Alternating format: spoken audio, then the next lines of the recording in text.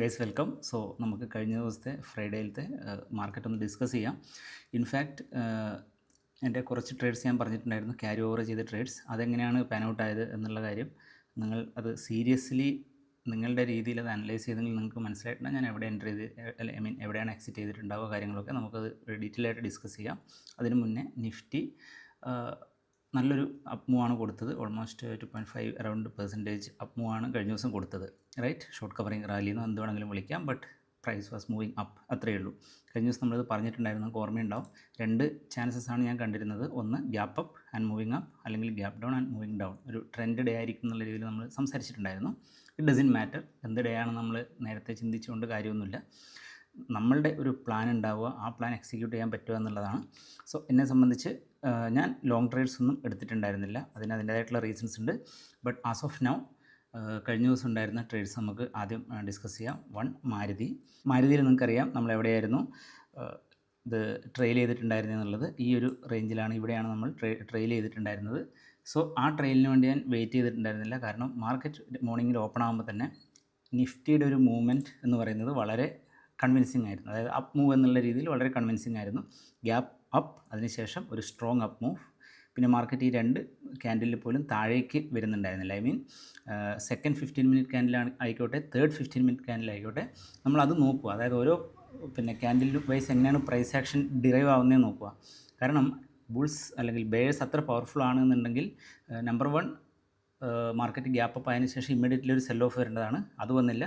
But ഏത് ലെവലിൽ നിന്ന് വേണമെങ്കിലും വരാം. ബട്ട് അതിന് വേണ്ടിയിട്ടുള്ള ട്രൈ ഫെയിൽ ആവുന്ന പോലെ എനിക്ക് തോന്നി. സെക്കൻഡ് 15 മിനിറ്റിലും തേർഡ് 15 മിനിറ്റ് ക്യാൻഡിൽ വെച്ചിട്ട് നോക്കുമ്പോൾ ട്രേഡ് എങ്ങനെയാണ് ആ സമയത്ത് പാൻ ഔട്ട് ആവുന്നത് എന്നുള്ളതും കൂടി ഇമ്പോർട്ടൻ്റ് ആണ്. ഈ പറഞ്ഞ പോലെ തന്നെയാണ് ഫസ്റ്റ് ക്യാൻഡിൽ ഗ്രീൻ ആയിരുന്നു. സെക്കൻഡ് രണ്ട് റെഡ് ക്യാൻഡിലാണെങ്കിൽ പോലും അത് താഴെ ഈ ഒരു സപ്പോർട്ട് ഏരിയയിൽ നിന്ന് വളരെ സ്ട്രോങ് ആയിട്ടുള്ളൊരു ബൈയിങ് വരുന്നത് പോലെ തോന്നി. Next candle again green. But ഞാനത് ആ സമയത്തൊന്നും പാനിക്കാവേണ്ട കാര്യമില്ല. നമുക്കറിയാം നമ്മളുടെ പ്ലാൻ ഇവിടെയാണ്. ഓൾറെഡി പ്രോഫിറ്റബിൾ ആയിട്ടുള്ളൊരു ട്രേഡാണ്. ജസ്റ്റ് 20% അറൗണ്ട് മാത്രമാണ് ഞാൻ അതിൽ ക്യാരി ചെയ്തിട്ടുണ്ടായിരുന്നത്. സോ ഈ ഒരു ലെവലിൽ നിന്ന് ഞാൻ ആക്ച്വലി വെയിറ്റ് ചെയ്യായിരുന്നു. ഇത് ബ്രേക്ക് ആവും, ഈ ഒരു ലെവലിലേക്ക് വരും എന്നുള്ളത്. നോർമലി ഇതുപോലെ സമയത്ത് ബ്രേക്ക് ആവുക എന്ന് പറയുമ്പോൾ മാർക്കറ്റ് പിന്നെ ഒരു അധികം മൊമെൻറ്റം അപ്സൈഡിൽ കാണിക്കാൻ പാടില്ല. ഈ ഒരു ലെവലിൽ വന്ന് ഇങ്ങനെ വന്നിട്ടാണ് നോർമലി ബ്രേക്ക് ആവുക. നിങ്ങൾ കണ്ടിട്ടുണ്ടാകും, ഒരുപാട് പ്രൈസ് ആക്ഷൻ നിങ്ങൾ നോക്കുന്നവരാണെങ്കിൽ മനസ്സിലായിട്ടുണ്ടാവുന്നത്. ബട്ട് അങ്ങനത്തെ ഒരു പ്രൈസ് ആക്ഷൻ ഇവിടെ വരുന്നതിന് പകരം ഇൻഫാക്റ്റ് ഈ ഒരു ക്യാൻഡിൽ നിങ്ങൾക്ക് കാണാൻ പറ്റും. ഈ ഒരു ക്യാൻഡിൽ നമ്മളുടെ ഒരു ലോങ് എൻട്രിയാണ് ആക്ച്വലി ട്രിഗർ ആവുന്നത്. ലോങ്ങിൻ്റെ പ്ലാനൊന്നുമില്ല ഓൾറെഡി. സോ ആ ക്യാൻഡിൽ കഴിഞ്ഞ് നെക്സ്റ്റ് ക്യാൻഡിൽ ഞാനത് എക്സിറ്റ് ചെയ്തു. ഈ സെക്കൻഡ് ക്യാൻഡിൽ ഇതിൻ്റെ മുകളിലൊരു സ്റ്റോപ്പ് ലോസ് ട്രെയിൽ ചെയ്തിട്ടുണ്ടായിരുന്നു. ഇവിടെ ഉണ്ടായിരുന്ന ട്രെയിലിംഗ് ഇങ്ങോട്ട് മാറ്റി, അത്രയേ ഉള്ളൂ. അതിനുശേഷം ഞാൻ ലോങ് ഒന്നും പോയിട്ടില്ല. പ്രൈസ് ആക്ഷൻ കഴിഞ്ഞതിന് ശേഷം നമുക്ക് വേണമെങ്കിൽ ചാർട്ടിൽ ഈസി ആയിട്ട് പറയാൻ എളുപ്പമാണ് ഇവിടെ നിന്നുള്ളത്. ബട്ട് നമുക്കൊരു പ്ലാൻ ഉണ്ടായിരിക്കുക, ആ പ്ലാനിനനുസരിച്ച് ആക്ട് ചെയ്യുക എന്നുള്ളത് ഇമ്പോർട്ടൻ്റ് ആണ്. പിന്നെ എന്നെ സംബന്ധിച്ച് ഞാനിപ്പോൾ ഒരു സ്കാൾപ്പിംഗ് അല്ലെങ്കിൽ ഇൻട്രാഡേ ട്രേഡിങ്ങിനെ കുറിച്ച് അധികം ചിന്തിക്കാത്തതിൻ്റെ കാര്യം എന്താണെന്ന് വെച്ചാൽ, സ്വിങ്ങിൽ ഒരുപാട് ഓപ്പർച്യൂണിറ്റീസ് ഉണ്ട്. ഈ കഴിഞ്ഞ ദിവസങ്ങളിൽ തന്നെ നമ്മൾ ഡിസ്കസ് ചെയ്യുമ്പോൾ നമുക്ക് മനസ്സിലായിട്ടുണ്ട്, വളരെ സിമ്പിളായിട്ടുള്ള സപ്പോർട്ട് റെസിസ്റ്റൻസ് ട്രേഡ് തന്നെ ഒരുപാടുണ്ട് കഴിഞ്ഞ ഒരുപാട് ദിവസങ്ങളിലായിട്ട്. ഇൻഫാക്റ്റ് മാർക്കറ്റ് ഡൗൺ ആവാൻ തുടങ്ങിയതിന് ശേഷം ഒരുപാട് ഓപ്പർച്യൂണിറ്റീസാണ് സ്വിങ്ങിൽ. കാരണം നമുക്കറിയാം നോർമലി മാർക്കറ്റ് ഡൗൺ ആകുമ്പോൾ അതിൻ്റെ സ്പീഡ് എന്ന് പറയുന്നത് വളരെ ഫാസ്റ്റ് ആയിരിക്കും. സോ നമുക്ക് ക്വിക്ക് ടൈമിൽ വലിയ പ്രോഫിറ്റ് കിട്ടുന്നൊരു ഇതാണ്. അതേസമയത്ത് ലോങ് ട്രേഡ് എന്ന് പറയുമ്പോൾ അങ്ങനെ ആയിരിക്കില്ല. ലോങ് ട്രേഡിൽ എല്ലാ സമയത്തും ബിഗ് റീട്രേസ്മെൻറ്റ്സിന് ശേഷമായിരിക്കും മാർക്കറ്റ് മുകളിലേക്ക് പോവുക. സോ അതുകൊണ്ട് തന്നെ നമുക്ക് ഷോർട്ട് ട്രേഡിലാണ് ഇതുപോലെയുള്ള ഓപ്പർച്യൂണിറ്റീസ് കിട്ടുക. അപ്പോൾ അങ്ങനെയുള്ള സമയത്ത് നമുക്ക് എല്ലാത്തിലും കൈയിടേണ്ട കാര്യമില്ല. അതായത് സ്വിംഗ് ട്രേഡും വേണം, ഇൻട്രാഡേ ട്രേഡും വേണം, സ്കാൾപ്പിങ്ങും വേണം എന്നുള്ള രീതിയിൽ നമുക്ക് പ്ലാൻ ചെയ്യേണ്ട കാര്യമില്ല. ഏതെങ്കിലും ഒന്നിൽ കോൺസെൻട്രേറ്റ് ചെയ്യുക. ഇനിയിപ്പോൾ മാർക്കറ്റ് നാളെ മുതൽ സൈഡ് വേസ് പോവുകയാണെന്നുണ്ടെങ്കിൽ ഡെഫിനറ്റ്ലി സ്കാൽപ്പിങ്ങിനും ഇൻട്രാഡേ ട്രേഡിങ്ങിനും ഇനഫ് ഓപ്പർച്യൂണിറ്റീസ് നമുക്ക് കിട്ടും. സ്കാൾപ്പിംഗ് എന്നൊക്കെ പറയുമ്പോൾ ഒരു 5 മിനിറ്റിലോ 3 മിനിറ്റിലോ ഒക്കെ ഒരുപാട് ഓപ്പർച്യൂണിറ്റീസ് ഇൻഫാക്റ്റ് ഉണ്ട്, ജസ്റ്റ് നിങ്ങൾ കോൺസെൻട്രേറ്റ് ചെയ്തിരിക്കുകയാണെങ്കിൽ. ബട്ട് അതുപോലെയുള്ള ട്രേഡിങ്ങിൻ്റെ കുഴപ്പം എന്താണെന്ന് വെച്ചാൽ വി നീഡ് ഹൈ കോൺസെൻട്രേഷൻ, സ്ക്രീനിൽ സ്റ്റിക്ക് ചെയ്തിരിക്കുക എന്ന് പറയുന്നൊരു സംഭവം കൂടി ഉണ്ട്. ഓക്കെ, സോ നെക്സ്റ്റ് നമ്മളുടെ ട്രേഡ് ഉണ്ടായിരുന്നത് ഇൻഡസ്ഇൻഡ് ബാങ്ക് ആണ്. ഇൻഡസ്ഇൻഡ് ബാങ്ക് നമ്മൾ പറഞ്ഞിട്ടുണ്ടായിരുന്നു, എൻട്രിയുടെ അവിടെ ബ്രേക്കിങ്ങിലാണ് ഞാൻ എൻ്റെ സ്റ്റോപ്പ് ലോസ് സെറ്റ് ചെയ്തിരുന്നത്. ഹാഫ് അല്ല, ഇൻഫാക്റ്റ് ഓൾമോസ്റ്റ് എല്ലാം ബുക്ക് ചെയ്തിട്ടുണ്ടായിരുന്നു. ബാക്കി ഉള്ളത് മാത്രമാണ് ഇപ്പോൾ ഇത് റൺ ചെയ്യുന്നത് with a break on stop loss. In normal condition ഞാനത് ക്യാരി ചെയ്തേനെ. ബട്ട് വീക്കെൻഡിൽ ഇതുപോലെയുള്ള സമയത്ത് ഞാൻ ക്യാരി ചെയ്യാൻ പ്രിഫർ ചെയ്യുന്നില്ല. അതുകൊണ്ട് EOD, അതായത് മാർക്കറ്റ് ക്ലോസ് ചെയ്യാനായ സമയത്ത് അത് എക്സിറ്റ് ചെയ്തു. അതായത് ഈ ലെവലിൽ എക്സിറ്റ് ചെയ്തു. ബട്ട് ഈ ട്രേഡ് എന്ന് പറയുന്നത് ഓൾമോസ്റ്റ് ഒരു 1:7 കൈൻഡ് ഓഫ് ട്രേഡാണ്. മാരുതി എന്ന് പറയുന്നത് 1:4 ലെവലിലുള്ള ട്രേഡാണ്. നെക്സ്റ്റ് ട്രേഡ് എന്ന് പറയുന്നത് ഏഷ്യൻ പെയിൻ്റ് ആയിരുന്നു. അത് ഞാൻ പറഞ്ഞു, കഴിഞ്ഞ ദിവസം ഈ ഒരു ഗ്യാപ്പ് അപ്പം മിസ് ചെയ്തുകൊണ്ട് ഞാനിവിടെ എൻ്റർ ചെയ്തിട്ടുണ്ടായിരുന്നു. എൻ്റർ ചെയ്ത പോയിൻ്റ് നിങ്ങൾക്ക് അറിയുന്നുണ്ടാവും. വളരെ സിമ്പിളായിട്ടുള്ള പ്രൈസ് ആക്ഷൻ നിങ്ങൾക്ക് കണ്ടാൽ മനസ്സിലാവും. മാർക്കറ്റ് ഗോയിങ് ഡൗൺ, ഒരു push, going down again. So ഇവിടെ പല ആൾക്കാരുടെ ഒരു ധാരണ എന്തായിരിക്കും എന്ന് വെച്ചാൽ ഇവിടെ ഒരു സപ്പോർട്ട് എടുത്തു എന്നുള്ളതാണ്. ബട്ട് ഈ സപ്പോർട്ട് എന്ന് പറയുന്നത് അത്ര ഇനഫ് അല്ല. മാർക്കറ്റിന് മുകളിലേക്ക് പോകാനുള്ള ഒരു ഇനഫ് ഫ്യൂൽ എന്ന് എനിക്ക് തോന്നുന്നില്ല 15 മിനിറ്റിലെ സപ്പോർട്ട് എന്ന് പറയുന്നത്. So market went up again.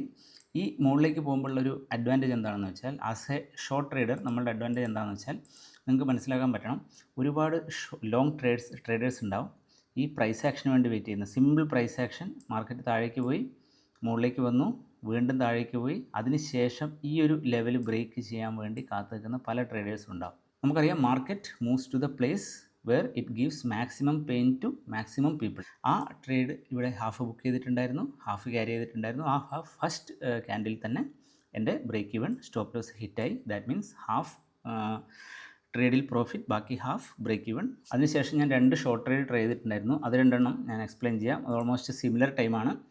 First L&T actually ഒരു ഡെയിലി ടൈം ഫ്രെയിമിൽ നോക്കിയാൽ മനസ്സിലാവും ഇത് കംപ്ലീറ്റ്ലി ഒരു റേഞ്ച് ബൗണ്ട് സ്റ്റോക്കാണ്. അതുകൊണ്ട് തന്നെ അത്ര നല്ലൊരു ട്രേഡായിരുന്നു എനിക്ക് തോന്നുന്നില്ല. ബട്ട് സ്റ്റിൽ ഞാൻ എക്സ്പെക്ട് ചെയ്തത് എന്താണെന്ന് വെച്ചാൽ മാർക്കറ്റ് ഈ ഒരു ലെവലിലേക്ക് പോയതിന് ശേഷം ഒരു റീട്രേസ്മെൻറ്റ് ഉണ്ടാക്കുമോ എന്നുള്ളൊരു എക്സ്പെക്റ്റേഷനിലാണ് ഞാൻ ഇവിടെ ഷോർട്ട് ചെയ്തത്.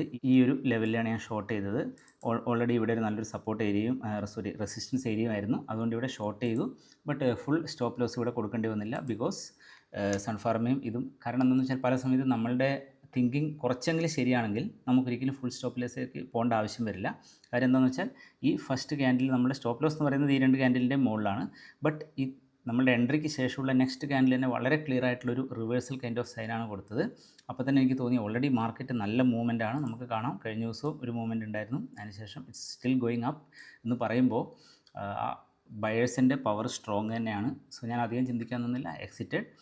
സെയിം സംഭവമാണ് സൺഫാർമയിൽ ആക്ച്വലി ഞാൻ എക്സ്പെക്റ്റ് ചെയ്തിട്ടുണ്ടായിരുന്നു ഒരു ബ്രേക്ക് ഔട്ട് ഏതെങ്കിലും ഒരു സൈഡിലേക്ക് ഞാൻ എക്സ്പെക്റ്റ് ചെയ്തിട്ടുണ്ടായിരുന്നു. അതായത് ഈ ഒരു കൈൻഡ് ഓഫ് സ്ക്വീസിന് ശേഷം മാർക്കറ്റ് ഏതെങ്കിലും ഒരു സൈഡിലേക്ക് മൂവ് ചെയ്യുന്ന ഞാൻ എക്സ്പെക്റ്റ് ചെയ്തിട്ടുണ്ടായിരുന്നു. ബട്ട് ഞാനിവിടെ എൻ്റർ ചെയ്തതെന്ന് പറഞ്ഞാൽ ഈ ഒരു പോയിന്റിലാണ് ഞാൻ എൻ്റർ ചെയ്തത്. ഈ പോയിന്റിൽ എൻ്റർ ചെയ്തപ്പോൾ എൻ്റെ ഒരു സ്റ്റോപ്പ് ലോസ് എന്ന് പറയുന്നത് ആക്ച്വലി ഞാൻ ഈ ഒരു ലെവലിലാണ് വെച്ചിട്ടുണ്ടായിരുന്നത്. ബിക്കോസ് ആ ഒരു ലെവലിൽ സ്റ്റോപ്പ് ലോസ് വെച്ചാൽ അത് വലിയൊരു സ്റ്റോപ്പ് ലോസ് ആയിരുന്നില്ല സൺഫാർമയുടെ ലോഡ് സൈസും കാര്യങ്ങളൊക്കെ നോക്കുമ്പോൾ. അങ്ങനെയാണ് ഈ ഒരു ലെവലിൽ സ്റ്റോപ്പ് ലോസ് പ്ലാൻ ചെയ്തിട്ടുണ്ടായിരുന്നത്.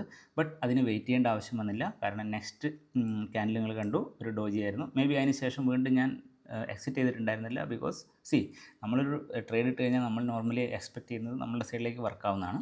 സോ അതിന് ശേഷമുള്ള നെക്സ്റ്റ് ക്യാൻഡിൽ മുകളിലേക്ക് പോയി. അതിൻ്റെ തന്നെ ഒരു പോയിന്റ് നിങ്ങൾക്ക് ഇവിടെ കണ്ടാൽ മനസ്സിലാവും. കുറച്ചുകൂടി സൂം ചെയ്ത് നോക്കിയാൽ നിങ്ങൾക്ക് ഇവിടെ മനസ്സിലാവും. ഈ ക്യാൻഡിൽ എന്ന് പറഞ്ഞാൽ ഓപ്പൺ ആയതിനു ശേഷം ഒരു പോയിന്റ് പോലും അത് താഴേക്ക് വന്നിട്ടില്ല. അതായത് എവിടെയാണ് open is equal to low, അതുപോലെ തന്നെയായിരുന്നു ഈ ക്യാൻഡിലും open is equal to low. അപ്പോൾ ഇതുപോലെയുള്ള ക്യാൻഡിൽസ് കാണുമ്പോൾ നമുക്ക് മനസ്സിലാക്കേണ്ട കാര്യം എന്താണെന്ന് വെച്ചാൽ there is some real buying pressure എന്നുള്ളതാണ്. സോ അതിനുശേഷം ഞാൻ വെയിറ്റ് ചെയ്യുന്നുണ്ടായിരുന്നു എന്താണ് സംഭവിക്കുക എന്നുള്ളത്. But at the end of the day ഈ ഒരു ലെവലിലെത്തിയപ്പോൾ മാർക്കറ്റ് ഈ ഒരു ക്യാൻഡിൽ ക്ലോസ് ചെയ്യാനായി എന്ന് തോന്നിയപ്പോൾ ഞാൻ അവിടെ ഒരു സ്റ്റോപ്പ് ലോസ് അങ്ങോട്ട് ട്രെയിൽ ചെയ്തു. അത് സ്റ്റോപ്പ് ലോസ് ഹിറ്റായി. അങ്ങനെയാണ് ഞാൻ ഈ ട്രേഡ് എക്സിറ്റ് ചെയ്തത്. രണ്ടും ഹാഫ് സ്റ്റോപ്പ് ലോസ് ആണ്. അത് പക്ഷേ ചെറിയ സ്റ്റോപ്പ് ലോസസ് ആണ്. ബട്ട് സ്റ്റോപ്പ് ലോസ് എത്ര വേണമെങ്കിലും നിങ്ങൾ കൊടുക്കാൻ റെഡി ആയാൽ മാത്രമേ നമുക്ക് ആസ് എ ട്രേഡർ ഒരു സൈഡിൽ നമുക്ക് പ്രോഫിറ്റ് കിട്ടും. ബിക്കോസ് ഈ ട്രേഡ്സ് ഇതുപോലെയുള്ള ട്രേഡ്സ് ഞാൻ എല്ലാ സമയത്തും ട്രൈ ചെയ്യുന്നത് കൊണ്ടാണ് എനിക്ക് ഒരുപാട് വിന്നേഴ്സ് കിട്ടുന്നത്. അതേസമയത്ത് ഞാൻ ഈ ട്രേഡ് ഇത് വർക്കാവില്ലായിരിക്കും, അതുകൊണ്ട് ട്രൈ ചെയ്യേണ്ട എന്നുള്ള രീതിയിൽ ചിന്തിച്ച് കഴിഞ്ഞാൽ ചിലപ്പോൾ നമ്മൾ നല്ല നല്ല ഓപ്പർച്യൂണിറ്റീസും അതുപോലെ കളഞ്ഞു വരും. ഫോർ എക്സാമ്പിൾ കഴിഞ്ഞ ദിവസത്തെ ഇൻഡസ്ഇൻഡ് ബാങ്കിൻ്റെ ട്രേഡ് ഈ ഒരു പോയിന്റിൽ ഞാൻ എൻ്റർ ചെയ്യുന്ന സമയത്ത് ഇപ്പോൾ ഇത് കണ്ട അതേ ഒരു ലെവലാണ്, റൈറ്റ്? ബട്ട് എൻ്റെ എക്സ്പെക്റ്റേഷൻ എന്ന് പറയുന്നത് market is going to go down. അത് എൻ്റെ സൈഡിലേക്കാണ് വരുന്നതെങ്കിൽ മൾട്ടിപ്പിൾ ആർ, അതായത് എൻ്റെ റിസ്കിനേക്കാളും മൾട്ടിപ്പിൾസ് ഞാൻ എടുക്കാൻ നോക്കും. എൻ്റെ ട്രെയിനിൻ്റെ ഓപ്പോസിറ്റാണ് പോകുന്നതെങ്കിൽ ഞാൻ ആ ഒരു വൺ ആർ, അതായത് എൻ്റെ മാക്സിമം റിസ്ക് പെർ ട്രേഡ് ഞാൻ അതിന് കൊടുക്കാൻ റെഡിയാണ്. ഈ ഒരു മെൻറ്റാലിറ്റിയാണ് നമ്മൾ റീവയർ ചെയ്ത് എടുക്കേണ്ടത്. കേസ് ഇപ്പോൾ വീഡിയോ ഇഷ്ടപ്പെട്ടെങ്കിൽ ഡെഫിനറ്റ്ലി സബ്സ്ക്രൈബ് ചെയ്യുക. അതുപോലെ നിങ്ങൾക്ക് ഡിമാറ്റ് അക്കൗണ്ട് ഇതുവരെ ഓപ്പൺ ചെയ്യാത്ത ആൾക്കാരാണെങ്കിൽ ഡെഫിനറ്റ്ലി ഫയേഴ്സിൽ നമ്മളുടെ ലിങ്ക് യൂസ് ചെയ്ത് ഓപ്പൺ ചെയ്യുക. അപ്പോൾ നമുക്ക് വേറൊരു വീഡിയോ ആയിട്ട് വീണ്ടും കാണാം. ബൈ.